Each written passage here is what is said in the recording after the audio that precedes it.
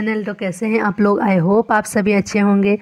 तो आप लोगों को मैं बोल देती हूँ कि आज मैं आप लोगों को क्लास 10 का मॉडल सेट 1 कंप्लीट करवाऊँगी और ये हिस्ट्री का मॉडल पेपर है। तो अगर आप लोग मॉडल पेपर का कंप्लीट कर लेते हैं तो आप लोगों को अपने एग्ज़ाम में बहुत ही अच्छा रिजल्ट मिलेगा। तो चलिए हम लोग शुरू करते हैं। हमारा पहला क्वेश्चन है, फ्रांस की क्रांति कब हुई? तो फ्रांस की क्रांति 1789 में हुई, ऑप्शन नंबर घ। सेकंड क्वेश्चन है, सामाजिक उपबंध नामक पुस्तक के लेखक कौन थे? सोशल कॉन्ट्रैक्ट नामक पुस्तक के लेखक कौन थे? तो रूसो। हमारा अगला क्वेश्चन है, यंग इटली सोसाइटी की स्थापना किसने की थी? तो यंग इटली सोसाइटी की स्थापना मैजिनी ने की थी। इनका पूरा नाम है ज्यूसेप्पे मैट्सिनी। तो यहाँ पर मैजिनी दिया हुआ है, अगर मैट्सिनी दिया हुआ रहेगा तो भी आप लोग ठीक लगा सकते हैं। हमारा अगला क्वेश्चन है, इटली का एकीकरण कब पूरा हुआ? तो इटली का एकीकरण 1870 में पूरा हुआ। हमारा अगला क्वेश्चन है, शुल्क संघ जाल्वेराइन की स्थापना किसकी पहल पर की गई? तो शुल्क संघ जाल्वेराइन की स्थापना प्रसा के पहल पर की गई। हमारा नेक्स्ट क्वेश्चन है, जलियांवाला बाग हत्याकांड कब हुआ? तो जलियांवाला बाग हत्याकांड 13 अप्रैल 1919 को हुआ। अगला क्वेश्चन, हिंद स्वराज नामक पुस्तक की रचना किसने की थी? तो हिंद स्वराज नामक पुस्तक की रचना की थी महात्मा गांधी ने। जो नेक्स्ट क्वेश्चन की ओर बढ़ते हैं, स्वराज हमारा जन्मसिद्ध अधिकार है और हम इसे लेकर रहेंगे, यह किसने कहा था? तो बाल गंगाधर तिलक ने कहा था। हमारा अगला क्वेश्चन है, ब्रिटिश सरकार ने केसर-ए-हिंद की उपाधि से किसे सम्मानित किया? तो महात्मा गांधी को केसर-ए-हिंद की उपाधि से सम्मानित किया गया था। सीमांत गांधी किसे कहा जाता था? सीमांत गांधी अब्दुल गफार खान को कहा जाता था। उत्पत्ति के आधार पर संसाधन कितने प्रकार के होते हैं? तो 2 प्रकार के होते हैं, 2 प्रकार के। पंजाब में भूमि निम्नीकरण का निम्नलिखित में से मुख्य कारण क्या है? तो भूमि निम्नीकरण का मुख्य कारण है अधिक सिंचाई। अगला क्वेश्चन है, प्रथम पृथ्वी सम्मेलन का आयोजन किस वर्ष किया गया? तो प्रथम पृथ्वी सम्मेलन का आयोजन 1992 ईस्वी में किया गया था। किस राज्य में काली मृदा मुख्य रूप से नहीं पाई जाती है? तो राजस्थान में काली मृदा नहीं पाई जाती है। गुजरात, मध्य प्रदेश, महाराष्ट्र में भरपूर मात्रा में काली मृदा पाई जाती है, लेकिन राजस्थान में काली मृदा नहीं पाई जाती है। हमारा अगला क्वेश्चन है, इनमें से कौन सी टिप्पणी प्राकृतिक वनस्पति जात और प्राणी जात के ह्रास का सही कारण नहीं है? यहाँ पर क्या बोला गया है कि सही कारण नहीं है, तो इसका सही आंसर हो जाएगा कृषि प्रसार, क्योंकि कृषि करने से प्राकृतिक वनस्पति और प्राणियों को कोई ह्रास नहीं पहुँचता है। उसके बाद हमारा अगला क्वेश्चन है, बाघ परियोजना की शुरुआत किस वर्ष हुई? तो बाघ परियोजना की शुरुआत 1973 को हुई। अंतर्राष्ट्रीय प्राकृतिक संरक्षण और प्राकृतिक संसाधन संरक्षण संघ के द्वारा विभाजन में किस श्रेणी को रखा गया है? तो इसका सही आंसर हो जाएगा इनमें से सभी, संकटग्रस्त जातियाँ, दुर्लभ जातियाँ, लुप्त जातियाँ, ये सभी। इसका सही आंसर हो जाएगा इनमें से सभी। हमारा अगला क्वेश्चन है, 14वीं शताब्दी में किसने दिल्ली में श्री फोर्ट क्षेत्र में जल की सप्लाई के लिए हौज खास का निर्माण करवाया? चंद्रगुप्त ने, इल्तुतमिश ने, अशोक ने या कुतुबुद्दीन ऐबक ने? तो यहाँ पर ये चारों ऑप्शन गलत है। इसका सही आंसर हो जाएगा खिलजी, जो ऑप्शन में नहीं दिया हुआ है, लेकिन इसका सही आंसर हो जाएगा खिलजी ने। अगला क्वेश्चन है, 19 निम्नलिखित में से कौन सा वक्तव्य बहुउद्देशीय नदी परियोजनाओं के पक्ष में दिया गया तर्क नहीं है? तो इसका राइट आंसर हो जाएगा ऑप्शन नंबर घ। बहुउद्देशीय परियोजनाएं हमारे उद्योग और घरों के लिए विद्युत पैदा करती है। इसका राइट आंसर हो जाएगा ऑप्शन नंबर घ। हमारा अगला क्वेश्चन है, सरदार सरोवर बांध किस नदी पर बनाया गया है? तो सरदार सरोवर बांध नर्मदा नदी पर बनाया गया है। सामान्यतः किसी देश का विकास किस आधार पर निर्धारित किया जा सकता है? प्रति व्यक्ति आय, औसत साक्षरता दर, लोगों की स्वास्थ्य स्थिति या उपरोक्त सभी।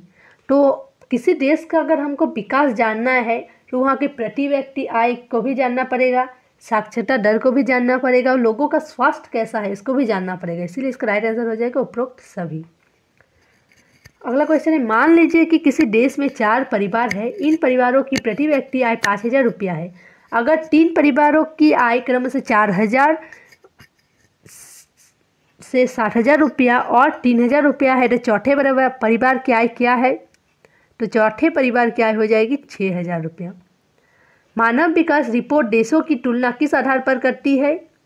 इसका भी राइट आंसर हो जाएगा उपरोक्त सभी, क्योंकि स्वास्थ्य, शिक्षा, प्रति व्यक्ति आय ये सभी देश की विकास का कारण है। अगला क्वेश्चन है, एक वर्ष में पैदा हुए प्रति 1000 जीवित बच्चों में से 1 वर्ष की आयु से पहले मर जाने वाले बच्चों की संख्या कहलाती है शिशु मृत्यु दर। अगला क्वेश्चन है, वनोत्पादकता संग्रह करना किस क्षेत्र की गतिविधि है? तो यह है प्राथमिक क्षेत्र की गतिविधि। अगला क्वेश्चन है, वे क्षेत्र जो सरकार द्वारा पंजीकृत होते हैं और उन्हें सरकारी नियमों और विनियमों का अनुपालन करना होता है कहलाते हैं, मतलब जो सरकार द्वारा पंजीकृत होते हैं, जिसमें मतलब जो इस क्षेत्र में काम करते हैं उनका काम निश्चित होता है कि वे इतना से इतना टाइम तक ही काम करेंगे और उनका वेतन इतना रहेगा, तो ये हो जाएगा संगठित क्षेत्र। अगला क्वेश्चन है, रमेश, सुरेश और नरेश और राकेश 4 भाई है। रमेश खेतों में काम करता है, सुरेश किसी फैक्ट्री में काम करता है, नरेश एक शिक्षक है और राकेश एक टैक्सी ड्राइवर है। इनमें से किसके कार्य सेवा क्षेत्र के अंतर्गत आते हैं? तो सुरेश देखिए, रमेश खेतों में काम करता है, सुरेश फैक्ट्री में काम करता है, तो वो अपना काम कर रहा है और रमेश जो है वो खेतों में काम करता है।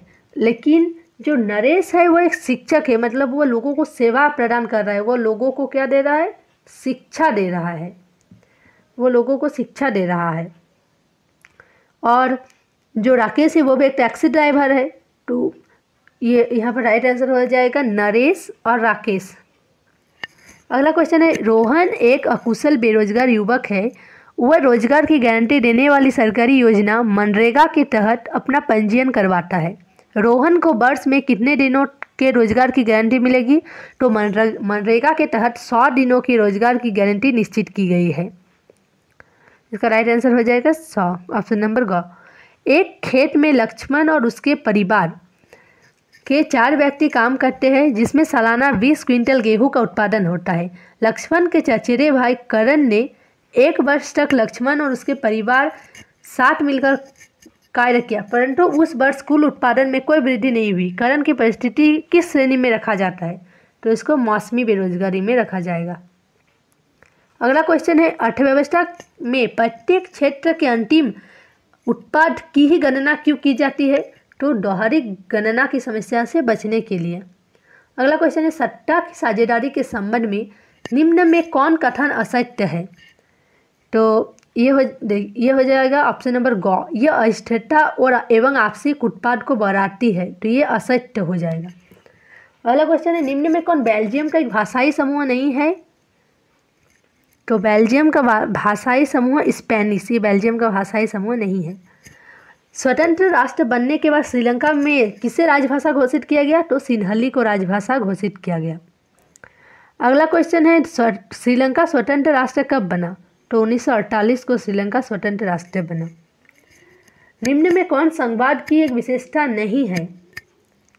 तो इसका राइट आंसर हो जाएगा ऑप्शन नंबर ग। विभिन्न स्तरों की सरकारों के अधिकार क्षेत्र संविधान में स्पष्ट रूप से वर्णित नहीं होते हैं।